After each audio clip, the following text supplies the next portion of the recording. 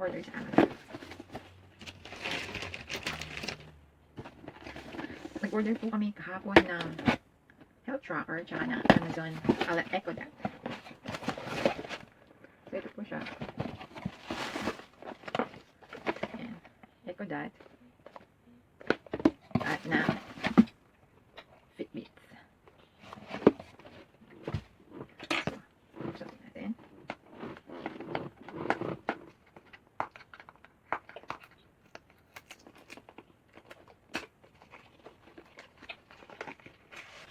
Ayan. Siya. Ayan. Ito po siya. Try nga natin.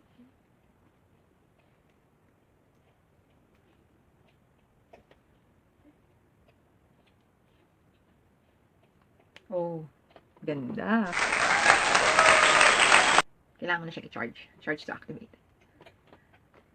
Ito po ay Waze Band Smart Assistant Health Tracker. So, pwede po siya sa may camera. Tapos, Alexa built-in. Waterproof din po siya. Meron siyang customized screen, activity heart rate tracking, tsaka phone finder. Pwede siyang meron siyang kasamang charger. Oh, yun. Ayan, dito siya. May kasama siyang charger. Kapag sinarge. Ayan. Charge ko. Pagamitin na natin. Ano ba ito? Pwede pa siya sa USB charger siya. Ayan. Tapos i-charge mo siya. Ganyan lang pala siya. Ayan. Oh, i-charge ko siya mamaya. And then yung isa naman po is Alexa Echo Dot. Meron na kami ganito isa. Pero I think ito is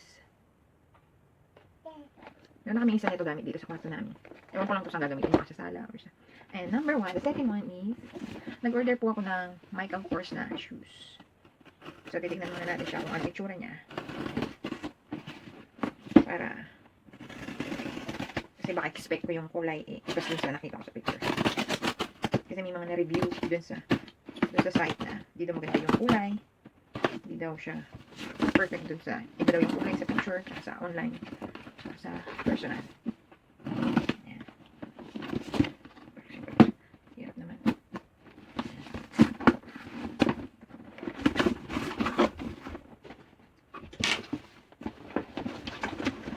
Ayan, Michael Kors.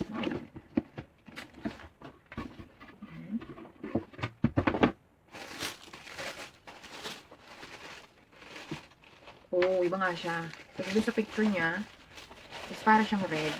In person, para siyang purple. Wow.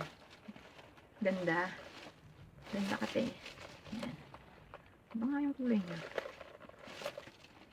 Size 6. Okay.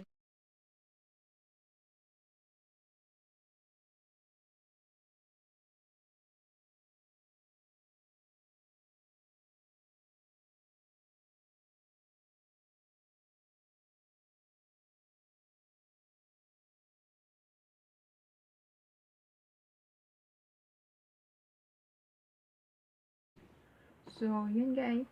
Yun lang po yung vlog po natin for today is unboxing my activity watch, Echo Dot, at yung Michael Kors shoes.